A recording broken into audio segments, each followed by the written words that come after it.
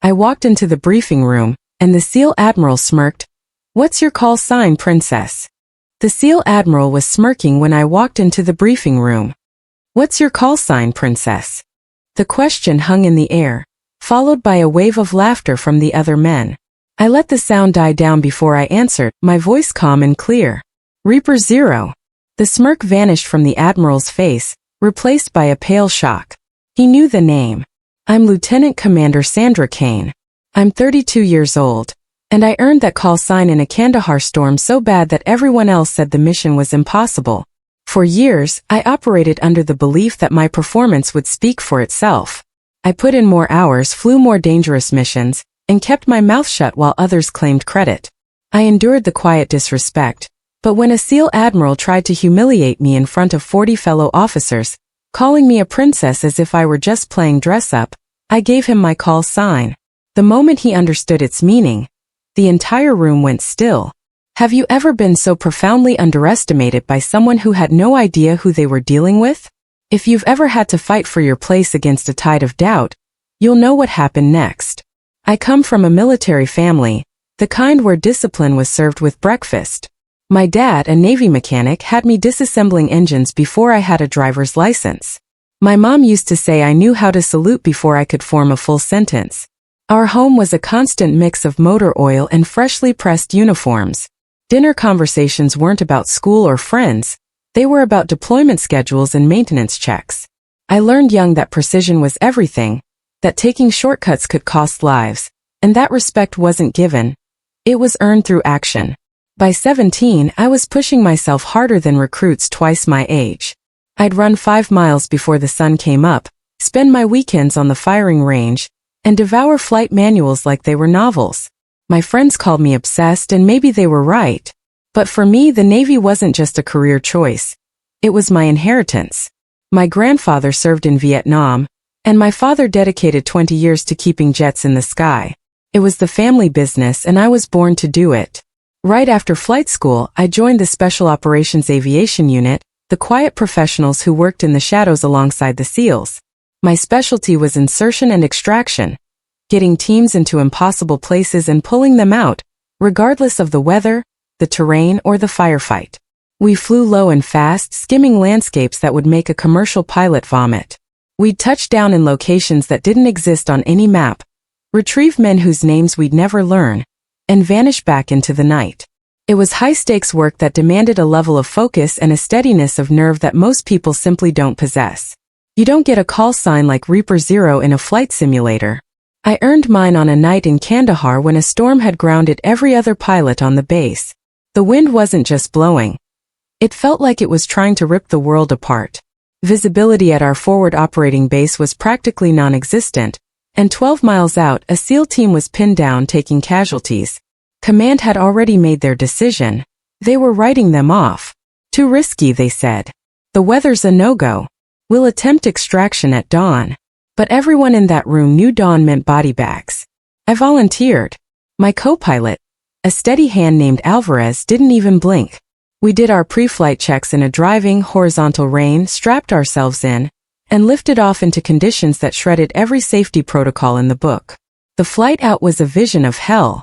We were battered by wind shear that almost sent us into a spiral twice.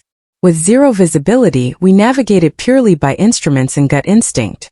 When we finally located the team, they were nearly surrounded, taking fire from 3 directions and down to their last few magazines of ammunition.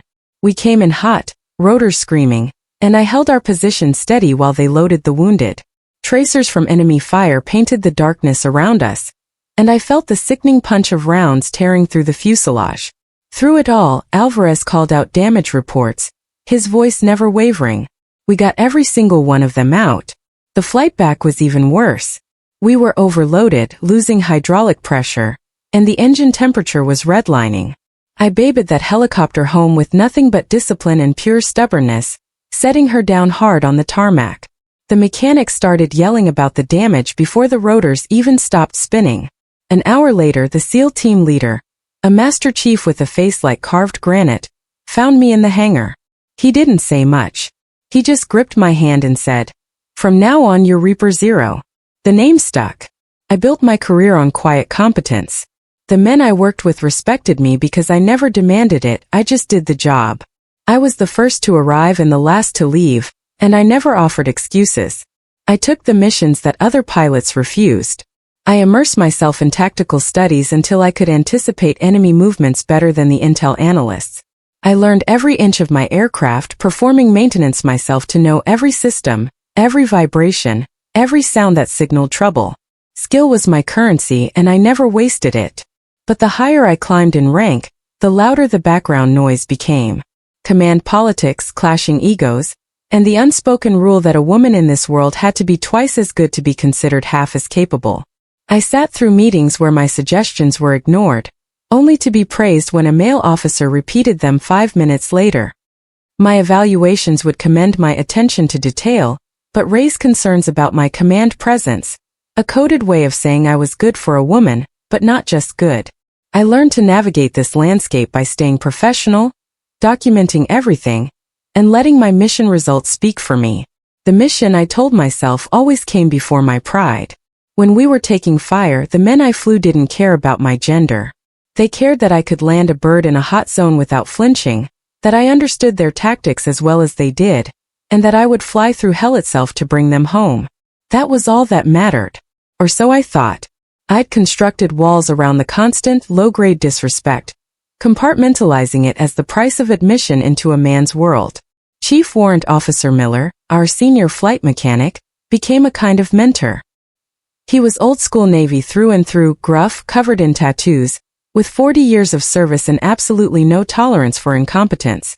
He treated me no differently than anyone else, which meant he held me to an impossibly high standard and was brutally honest when I fell short. If I screwed up, he let me know. If I did good work, he'd offer a grunt of approval and move on. That simple equity was worth more to me than any formal commendation. "You're solid, Kane," he told me once as we were doing post-flight checks, our hands caked in grease. "Don't let the noise get to you. Just keep flying." I took his advice to heart. I put my head down, focused on my work, and did my best to ignore the chatter.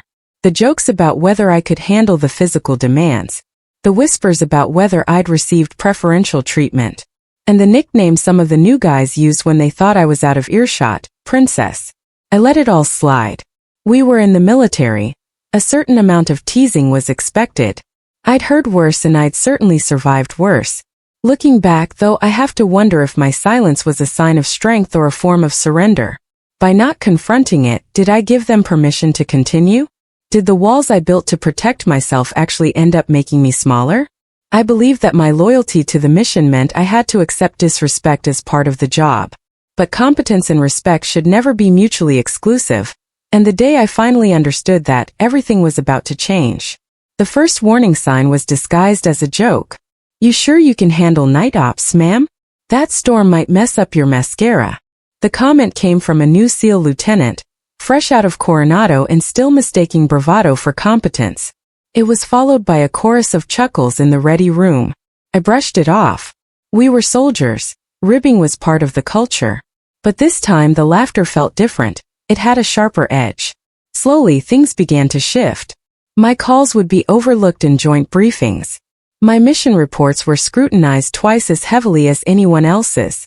I'd submit flight plans only to have them sent back with insulting questions like, "Are you certain about these fuel calculations?" from analysts who had never spent a second in a cockpit. Meanwhile, identical plans from my male counterparts sailed right through. It was death by 1,000 paper cuts, each one small enough to seem insignificant, but collectively, they were a heavy weight designed to slow me down. 6 months into my posting, a new commander, Admiral Nathan Cole, took charge of the Joint Task Force. His reputation preceded him. Charismatic, loud, and brimming with the kind of swagger that commanded loyalty through sheer force of personality. His teams revered him. He ran his briefings like a football coach, full of motivational speeches and backslapping camaraderie. He had an infectious energy, but something about his style put me on edge. He would shake the hand of every man in the room but look right past me as if I were part of the wall. When male officers spoke, he'd make direct eye contact, but when I gave my updates, he'd check his watch. He called me princess during debriefs and sweetheart. When I questioned his tactics, never my rank, never my name. It was a constant stream of diminutives that reduced me from a decorated pilot to a little girl in a costume. Princess here thinks we should adjust the extraction timeline, he once announced in a planning session. The smile on his face didn't hide the condescension. The other officers chuckled. I felt my jaw clench, but I kept my face a mask of professional calm. Let your performance do the talking, I told myself. But there was a deeper undercurrent, something closer to resentment. He would sometimes watch me during mission debriefs, and when I presented my analysis, he'd interrupt with stories about how the SEALs used to do things, implying that pilots should just fly and leave the strategy to the men on the ground. I started asking around. My co-pilot Alvarez had heard some rumors. Word is, Cole lost 2 men on a failed extraction years ago. He told me one night in the hangar. Bad weather, heavy enemy contact, and the pilot couldn't hold position. The team had to pull out on foot. 2 of them didn't make it. The mission logs were heavily redacted, but the circumstances sounded eerily familiar, just like the high-risk ops I specialized in. A cold knot formed in my stomach. Alvarez shrugged. He's been weird about aviation support ever since. Doesn't trust pilots. He trailed off, but I finished his sentence. Especially not women. He nodded. It explained some things. If Cole had spent years blaming a pilot for the loss of his men, then my very presence, my success in the exact scenarios that had defeated him, must have felt like a personal insult. I represented everything he couldn't control. This understanding, however, didn't make the disrespect any easier to bear. During a training exercise in the Nevada desert, I executed a flawless extraction under simulated fire. It was a textbook operation. In the debrief, Cole spent 15 minutes tearing apart my approach angle, questioning whether I'd put the team at unnecessary risk. With respect, sir, I said, my voice level, speed was the priority. The scenario demanded rapid extraction. Caution would have meant casualties. He shot back. Scenarios aren't reality, princess. You can't just fly in like some action hero. The room fell silent. I could have argued. I could have pointed out that my scenarios had involved real bullets and that my call sign wasn't a joke. But I knew that would only confirm his biases, that I was emotional and defensive. Understood, sir, I said instead. He smiled victorious. I left that briefing filled with a doubt I hadn't felt in years. Not in my skills, but in whether competence would ever be enough. I had spent my entire career believing that if I just worked hard enough, the respect would follow. But looking at Admiral Cole, I realized I might have been wrong. For some people, no matter what I accomplished, I would always just be a princess. It happened on a Tuesday during a joint training brief in Norfolk. The room was packed with about 40 people. Officers, analysts, top brass, all seated in neat rows facing a projector. It was a standard professional development session. I arrived early, my uniform immaculate, ready to discuss new flight protocols. Admiral Cole was already at the front, leaning against a table with his arms crossed and that familiar smirk on his face, holding court with a group of SEAL officers. Their laughter filled the room with an easy camaraderie.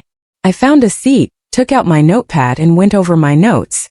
The briefing began, and after some routine updates we moved to introductions. When my turn came, I stood.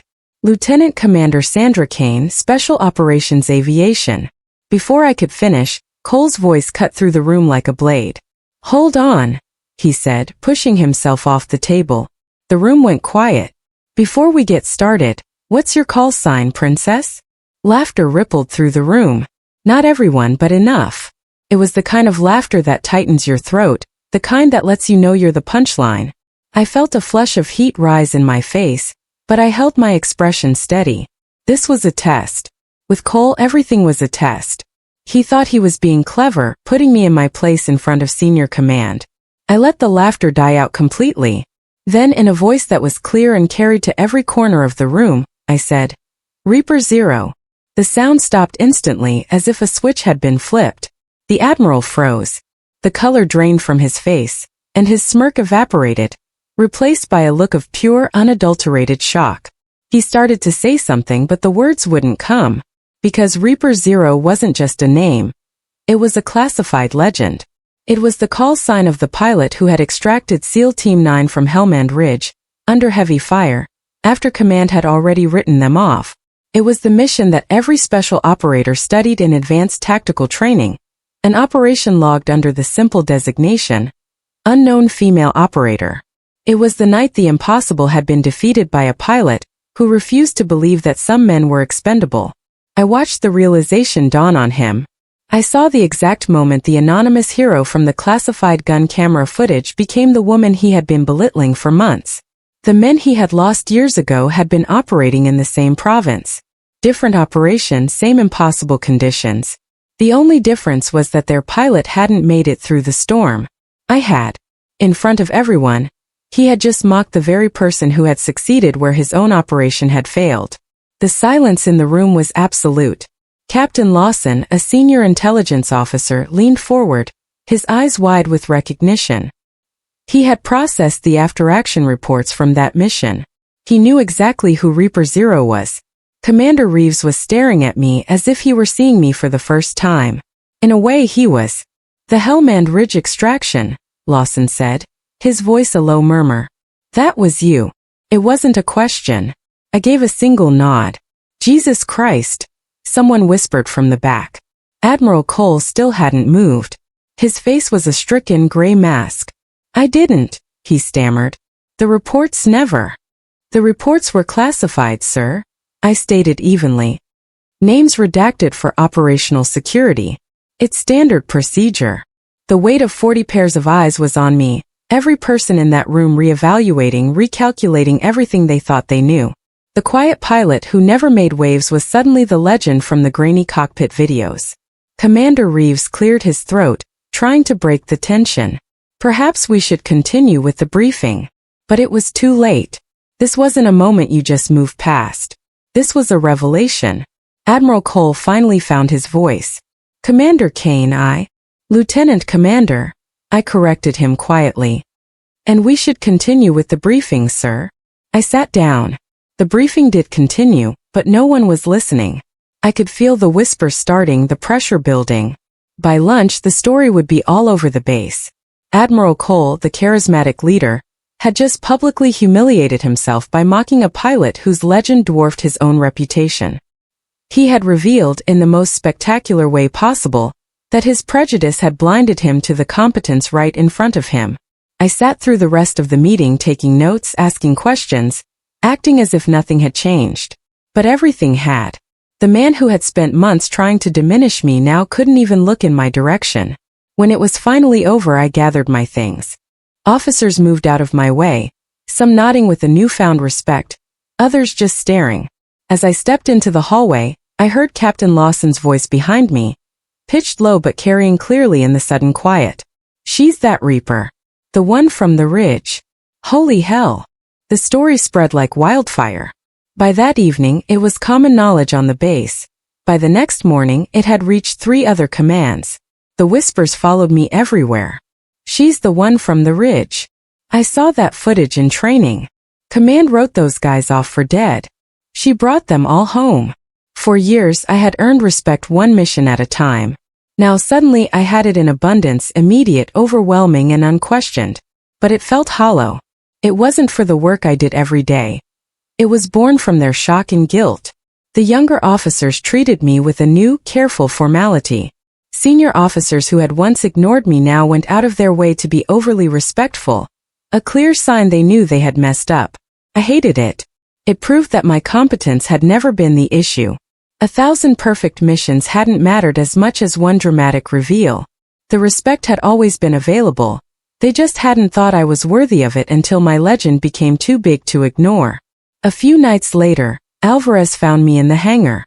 I was running my hand over a patched bullet hole on the fuselage of my bird. "You okay?" he asked. "I'm fine." "You're a terrible liar." I managed a small smile. "I'm great at lying. I've been lying about being fine for years." He sat down beside me. "Everyone's talking," he said. "They're calling you a legend." "I'm not a legend. I'm just a pilot who did her job." "That's not what the reports say," he countered. Lawson pulled the unclassified summaries. 0 visibility, sustained enemy fire, multiple mechanical failures. "You made 3 trips, Kane. 3. You got everyone out, including 2 guys who were bleeding out. The medic said 15 minutes later, and they'd have been gone. I remembered the night only in flashes, the scream of the rotors, the tracers cutting through the dark, the absolute certainty that we weren't going to make it, and the stubborn refusal to accept that as fact. I did what anyone would have done, I said. No, he replied. You did what no one else could do. There's a difference. We sat in silence for a moment. You know what bothers me most about all this? He finally asked. That they needed the call sign. That all your work, day in and day out, wasn't enough. That it took some classified story to make them see what was right in front of them the whole time. He had voiced the exact thought that had been haunting me. I had trained them to disrespect me by accepting it. Chief Miller found me in the hangar the next night, holding 2 cups of coffee. You're hiding, he said, handing one to me. I'm working. You're hiding, he repeated. Don't blame you. It's a circus out there. For years, I said. I thought if I just did good work that would be enough. Turns out, it took a public spectacle for them to give me the respect I should have had all along. What does that say? Miller took a seat on a toolbox. Says people are stupid. They believe what's easy until reality smacks them in the face. But listen, Kane. You always had my respect. You had the respect of everyone who actually works with you, the guys who fly with you, maintain your bird, and trust you to bring them home. We knew. The ones who didn't, they weren't paying attention. Cole wasn't paying attention, I said. Cole was paying attention to all the wrong things. That's his problem, not yours. But it was my problem too. It wasn't about proving myself anymore. It was about reclaiming my own story. The call sign was just a name, but the work behind it, the hundreds of missions, the countless hours of training, the unwavering precision, that was me. I couldn't control how others saw me, but I could control how I saw myself. And I was done making myself smaller. I was done accepting Princess as the price of admission. I put in for a reassignment to a joint command position at Fleet Operations. A leadership role. Miller just smiled. About time. When the promotion boards opened, I submitted my record. No special endorsements, just the unvarnished facts of my service history. The request for reassignment would bypass Admiral Cole entirely, going straight to the regional command. 2 weeks later, Cole called me into his office. The swagger was gone. He looked tired. You requested a transfer, he said. Yes, sir. You think you can lead SEALs? He asked, his voice quiet. I don't know, sir. But I know I can coordinate their aviation support better than anyone else you've got. You think they'll follow you? I met his gaze. They already did. He looked down at my service jacket, which I suspect he was reading thoroughly for the first time. Hellman Ridge, he said softly. You brought out Team 9. Yes, sir. I lost 2 men in a similar op, he admitted. Johnson and Peters. I spent years blaming the pilot, thinking if we just had someone tougher, my men would have come home. Maybe, I said. Or maybe that pilot did everything humanly possible, and it still wasn't enough. Missions fail, sir. Not because of incompetence, but because sometimes the odds are just impossible. He was quiet for a long time. I tried to block your transfer, he confessed. But when the review committee saw Reaper 0 on your record, doors opened that I couldn't close. I got a reprimand. Conduct unbecoming. My boss explained in detail how badly I'd screwed up. He wasn't wrong. He finally stood and came around the desk. I let my own grief and frustration turn into resentment. I took it out on you because you were good at the very thing that had failed me. That was wrong. You deserved better. It was the most honest I had ever heard him be. You called me princess in front of 40 officers, I said quietly. You made me a joke. I know, he said. And I'm sorry. Sorry doesn't fix it. But I can promise it won't happen again. Not from me, and not from anyone in my command. My transfer was approved. Within 60 days, I was reassigned to Fleet Operations, coordinating aviation support for all East Coast Special Operations units. It was a promotion in responsibility, if not yet in rank. You earned it despite me, not because of me, Cole had said as I left his office. It wasn't satisfaction I felt, but a sense of resolution. Cole kept his post, but his reputation was tarnished. Maybe accountability didn't always have to mean destruction. Sometimes it just meant consequences and a chance to do better. As I walked across the base that day, I passed junior officers who now straightened up and nodded respectfully. My new position would come with more authority, more pressure and more scrutiny. But it was also a chance to ensure that the next young pilot wouldn't have to earn their respect with a dramatic reveal. They would be judged on their work from day one. That thought carried me forward. It wasn't about revenge. It was about making the system just a little bit fairer than it had been for me. Command was a different kind of challenge. I was now in charge of coordinating air support for SEALs, Marine Force Recon, and Army Special Forces. Some of the ground commanders still hesitated when I gave an order, that subtle pause that said they were second-guessing a woman's authority. I learned to address it head-on. Problem with the flight plan, Captain? I'd ask, my voice neutral. The hesitation usually vanished. Within 6 months, I coordinated 2 high-risk extractions that other commands had deemed impossible. The call sign Reaper Zero stopped being a ghost story and became a standard of excellence. My mission plans were studied in training scenarios. The legend that was once anonymous was now attached to my name, bringing a credibility that opened doors. But with that visibility came a new level of scrutiny. A mistake made by a male commander was a lesson learned. A similar mistake by me was a question of my fitness for command. I made it a point to mentor younger officers, especially a sharp young pilot named Ensign Harper. She reminded me of myself, working twice as hard and silently swallowing disrespect. After I saw a senior officer dismiss her in a meeting, I pulled her aside. "You don't have to accept that," I told her. "But if I make waves, they'll think I'm difficult," she said. "If you stay silent, they'll think disrespect is acceptable," I replied. "You shouldn't need a dramatic reveal to get basic respect." I saw a new determination in her eyes. A few weeks later, she formally reported the officer for unprofessional conduct. The complaint was upheld. It was a small victory, but it was progress. Leadership wasn't just about missions, it was about shaping the culture. Months later, I saw Cole at a Navy gala in Washington. He approached me looking older and humbled. The swagger was gone. "I didn't know," he began. "If you had, you would have treated me differently," I finished. "That's the point." He told me about the men he'd lost, how their deaths had colored his judgment, and how he resented my success because it reminded him of his failure. When it turned out to be a woman, he admitted, it just confirmed all my biases. He told me he was retiring. "I'm tired of fighting the wrong battles," he said. "For what it's worth, Kane, you're exactly what this community needs. Someone who leads with competence instead of ego." He extended his hand, and after a moment I shook it. It wasn't forgiveness, but it was an acknowledgement that people can change. Years later, I stood on a stage at the Pentagon as my promotion to captain was announced. In the audience, I saw my parents and old colleagues like Chief Miller. I also spotted a retired Admiral Cole, in civilian clothes, watching from the back. He gave me a respectful nod. As they pinned the new insignia to my collar, I didn't think about that briefing room.